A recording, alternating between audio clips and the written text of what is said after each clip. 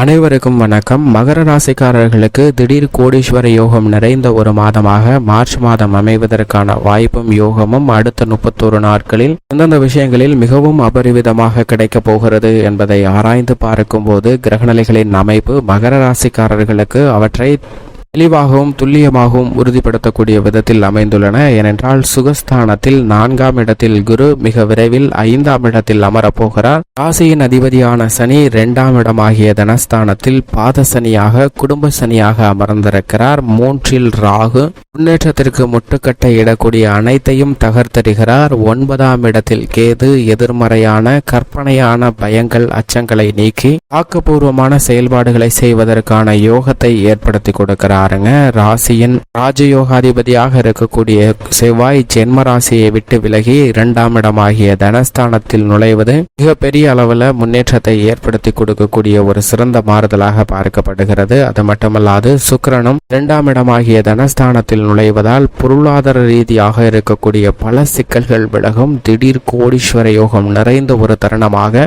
தொழில்துறை, வியாபாரத்துறை, கலைத்துறை, அரசியல் துறை சார்ந்த பணிகள் மிகப்பெரிய அளவில் முன்னேற்றத்தை நிறைந்து வருவதற்கான வாய்ப்பையும் யோகத்தையும் ஏற்படுத்தி கொடுக்கிறது. வித்யாகாரகராக இருக்கக்கூடிய புதன் முற்பகுதியில் 2லும் பிற்பகுதியில் 3 இடத்தில் நீச்சம் பெறுகிறார். 3ஆம் இடத்தில் நீச்சம் பெற்றாலும் பெரிய அளவிற்கு பாதிப்பு இல்லை. சூரியன் 2ஆம் இடமாகிய தனஸ்தானத்தில் முற்பகுதியில் பிற்பகுதியில் 3ஆம் இடமான தைரியஸ்தானத்தில் நுழைவதும் மிக பெரிய மாறுதலை நிச்சயமாக ஏற்படுத்தி கொடுக்கிறது. அதிலும் குறிப்பாக நவ கிரகங்கள்ல 6 கிரக நிலைகள் 2ஆம் இடமாகிய தனஸ்தானத்தை கடந்து செல்கின்றன. எனவே இந்த மார்ச் மாதம் பொருளாதார ரீதியாக மிக பெரிய மாற்றத்தை ஏற்படுத்தி கொடுக்கக்கூடிய வகையில் மகர ராசிக்காரர்களுக்கு நிச்சயமாக அமைய போகிறது என்பதை தெளிவாகவும் துல்லியமாகவும் உறுதிப்படுத்துகின்றன. அது மட்டுமல்லாது 3ஆம் இடத்தில் சஞ்சரிக்கக்கூடிய ராகுவுடன் இணைந்து சூரியன், புதன் போன்ற கிரகநிலைகளும் சஞ்சரிப்பது முன்னேற்றத்தை அபரிவிதமாக ஏற்படுத்தி கொடுக்கக்கூடிய ஒரு கிரக நிகழ்வாக நிச்சயமாக மகர ராசிக்காரர்களுக்கு அமைகிறது. அது மட்டுமல்லாது நீங்கள் செய்யக்கூடிய சிறு முயற்சியும் மிகப்பெரிய அளவில் வெற்றியை தேடி தரும். ஏனென்றால் மகர ராசிக்காரர்களுக்கு முடியாதது எது என்று எதுவும் இல்லை. உங்களுடைய திறமையை வெளிக்கொணரக்கூடிய ஒரு சிறந்த தருணமாக அமைய போகிறது. உதாரணமாக ஒரு மிகப்பெரிய சாம்ராஜ்யத்தின் அரசனாக சக்கரவர்த்தியாக இருக்கக்கூடிய ஒரு அரசன் ஒரு போட்டி ஒன்றை அறிவிக்கிறார். அந்த போட்டியில் வெற்றி பெற்றால் அவருக்கு பரிசாக தனது ராஜ்யத்தில் உள்ள ஒரு பகுதியை பிரித்து கொடுத்து அரசனாக மாற்ற போகிறேன் என்ற அறிவிப்பை வெளியிடுகிறாருங்க. இதை கேட்டவுடனே அனைவருடைய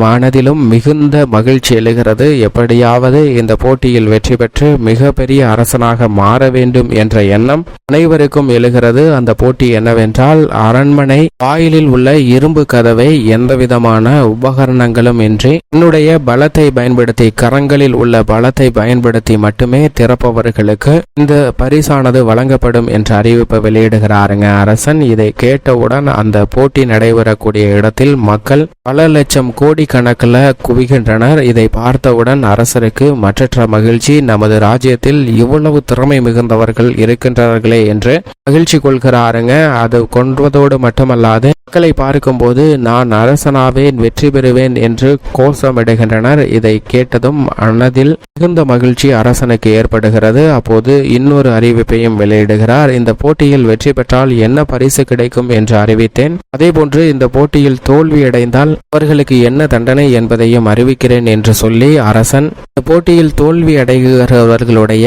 2 கைகளையும் வெட்டி விடுவேன் என்ற அறிவிப்பு வெளியிடுகிறாருங்க. இதை கேட்டவுடனே அனைவருடைய மனதிலும் மிக பெரிய அளவில் அச்சம் சூழ்கிறது. இந்த போட்டியில் கலந்து கொள்வதை விட நாம் பின்னோக்கி செல்வதே நல்ல சாமர்த்தியமான செயல் என்று அனைவருமே அந்த போட்டியில் பங்கு பெறாமல் ஓடிக்கொண்டிருக்கின்றனர். இதை பார்த்தவுடன் அரசன், ஏன் எல்லோரும் கலைந்து செல்கிறீர்கள், இந்த போட்டியில் பங்கு பெறுங்கள், நீங்கள் அனைவரும் திறமைசாலிகள் என்று நினைத்தேனே என்று கூப்பிடுகிறார். ஆனால் மக்களோ பயந்து, இல்லை அரசே, நாங்கள் இந்த போட்டியில் நிச்சயமாக பங்கு பெற மாட்டோம் என்று பின்னோக்கி செல்கின்றனர். அந்த கூட்டத்தில் இருக்கக்கூடிய ஒரு நபர் மட்டும் முன்னோக்கி, நான் இந்த போட்டியில் பங்கு பெற போகிறேன் என்ற அறிவிப்பை வெளியிட்டு முன்னே வருகிறாருங்க.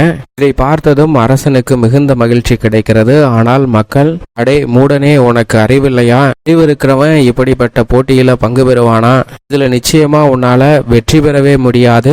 ஏன்னா இந்த போட்டியில பங்கு பெற்று வெற்றி பெறலான்ங்கிற எண்ணத்தோட தான் வந்தோம். ஆனா இந்த போட்டியில கிடைக்க போற தண்டனை நினைச்சாதான் பயமா இருக்கு. வாழ்க்கையே சூனியமா மாறிடும்டா. நாங்க சொல்றதை கேளு, ஒழுங்கா இந்த போட்டியை விட்டு ஓடிடு அப்படின்னு அந்த நபர்கிட்ட சொல்ல, ஆனா அந்த நபரோ என்னிடம் இழப்பதற்கு ஒன்றுமில்லை, நான் இந்த போட்டியில் வெற்றி பெறுவதற்காக முயற்சி செய்ய போகிறேன் என்று அந்த அரண்மனை கதவை நோக்கி நகர்கிறார். கதவை நோக்கி நகர்ந்த அந்த நபர் என்னுடைய பலத்தை போட்டு அந்த கதவை திறந்து விடலாம் என்று அந்த கதவின் அருகாமையில் வந்து கதவை தள்ள முயற்சி செய்கிறாருங்க. அந்த கதவு எளிதாக திறந்து விடுகிறது. ஏனென்றால் அந்த கதவிற்கு தாழ்பால் கூட இடவில்லை, திறந்தே வைக்கப்பட்டிருக்கிறது. அவர் செய்த சிறு முயற்சியே அவரை மிகப்பெரிய அளவுல அரசனாக மாற்றுகிறதுங்க. இதுபோன்றுதான் நிச்சயமாக மகர ராசிக்காரர்களுடைய வாழ்விலும் உங்களுடைய சிறு முயற்சியே மிகப்பெரிய அளவுல வெற்றியை தேடித்தரக்கூடிய பல சந்தர்ப்பங்களை ஏற்படுத்தி கொடுக்கிறது. ஆனால் அந்த நேரங்கள் அனைத்தையும் நம்மளுடைய ஓவர் திங்கிங், அதாவது அதீத சிந்தனையால் தோற்கடிக்கிறோம் என்பதும் யதார்த்தமான உண்மையாக பார்க்கப்படுகிறது. ஏனென்றால் விஷயத்தை செய்ய முயற்சி செய்வதற்கு முன் இது நடந்துருமோ, அது நடந்துருமோ, இதனால இப்படி ஆயிடுமோ, அப்படி ஆயிடுமோ என்று ஆழ்ந்த சிந்தனையானது அவற்றை தோற்கடிக்கக்கூடிய ஒன்றாக மாற்றிவிடுகிறதுங்க.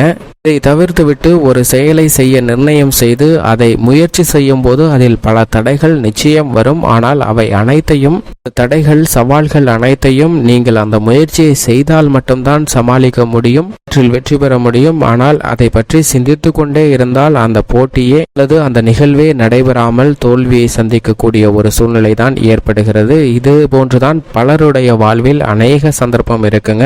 எனவே அவற்றை தவிர்க்க வேண்டும் என்றால் நிச்சயமாக அடுத்தவங்க என்ன நினைப்பாங்க அப்படிங்கிற எண்ணத்தையும், நாம நினைக்கிறது மாதிரி அடுத்தவங்க இருக்கணுங்கிற எண்ணத்தையும் மாற்றிக்கொண்டு செயல்பட்டாலே நிச்சயமாக நல்ல பலன் மகர ராசிக்காரர்களுக்கு கிடைக்கும். ஏனென்றால் ஜென்ம ராசியை விட்டு ராசியின் அதிபதி விலகியதே உத்தியோக ரீதியாக 7.5 சனியாக இருந்தாலும் நல்ல பலன்கள் தற்போது நிறைந்து கிடைக்க ஆரம்பிக்கக்கூடிய ஒரு தருணமாக பார்க்கப்படுகிறது. அது மட்டுமல்லாது உங்களுடைய சிறு முயற்சியே உத்தியோக ரீதியாக மிகப்பெரிய அளவில் முன்னேற்ற வாய்ப்பை நிச்சயமாக பெற்று தருகிறது. தொழில்துறை, வியாபாரத்துறையில் புதிய ஒப்பந்தங்கள், பல்வேறு விதமான ஆர்டர்கள் என அனைத்தும் நீங்கள் திட்டமிட்டதை விட மிக சிறப்பாக முன்னேற்றம் பெறக்கூடிய ஒரு இனிமையான தருணமாக பார்க்கப்படுகிறது. தைரியத்துடனும் துணிச்சலுடனும் அனைத்து விதமான பணிகளையும் எதிர்கொண்டு வெற்றி பெறுவதற்கான யோகம் நிறைந்த ஒரு தருணமாக பார்க்கப்படுதுங்க. அது மட்டுமல்லாது சுகஸ்தானத்தில் நிலை கொண்டிருக்கக்கூடிய குரு விரைவில் பஞ்சமஸ்தானத்தில் நுழைய இருக்கிறார். எனவே பல தடைகள் அனைத்தும் தகர்த்தெறியப்பட்டு குடும்ப ரீதியாக பூர்வீக சொத்துக்கள் ரீதியான பிரச்சனை தீரும். உங்களுடைய சிறு முயற்சியே குடும்ப வருமானத்தை உயர்த்துங்க. புதிய சொத்துக்கள் வாங்கக்கூடிய முயற்சியிலும் வெற்றி உண்டு. சொந்தமாக வீடு,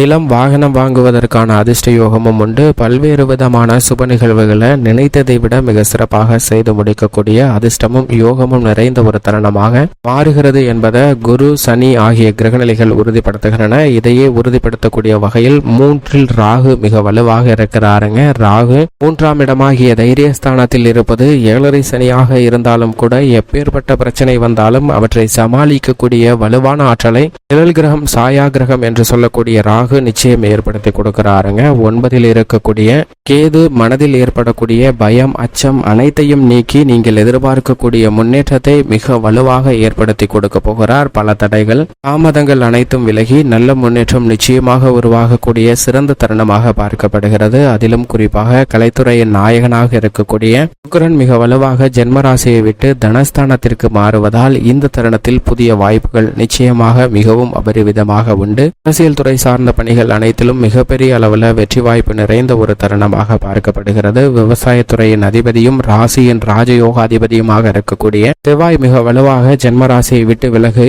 தனஸ்தானத்திற்குள் நுழைகிறாருங்க. எனவே விளைச்சல், வருமானம் அதிகரிக்கும். கால்நடை வளர்ப்பிலும் சிறந்த முன்னேற்றம் ஏற்படும். கால்நடை அபிவிருத்தி ஆகக்கூடிய சிறந்த தருணமாக பார்க்கப்படுகிறது. மாணவர்களின் கல்வியிலும் நல்ல முன்னேற்றம் உண்டு. வித்யாகாரகராக இருக்கக்கூடிய புதன் நீச்சம் பெற்றாலும் பெரிய அளவிற்கு பாதிப்பு இல்லை. அது மட்டுமல்லாது சூரியன் 3ஆம் இடத்திற்கு செல்வதால் பல வகையில் இருக்கக்கூடிய அலைச்சல்கள், சிரமங்கள் குறைந்து காரிய வெற்றி உண்டு. பெண்மணிகளை பொறுத்த வரைக்கும் இந்த தருணத்தில் குரு, சுக்கிரன் ஆகிய 2 கிரகநிலைகளும் மிக வலுவாக சஞ்சரிக்கக்கூடிய தருணமாக பார்க்கப்படுகிறது. எனவே பெண்மணிகளுடைய எதிர்பார்ப்பு மிக சிறப்பான முறையில் பூர்த்தியாகும். மேலும் சாதகமாக மாற்றிக்கொள்ள நிச்சயமாக மகர ராசிக்காரர்கள் மார்ச் மாதத்தில் தினமும் மாலை வேளையில் அருகாமையில் உள்ள ஆலயம் சென்று வழிபாடு செய்யுங்கள். நல்ல பலன் நிச்சயமாக உண்டு மகர ராசிக்காரர்களுக்கு.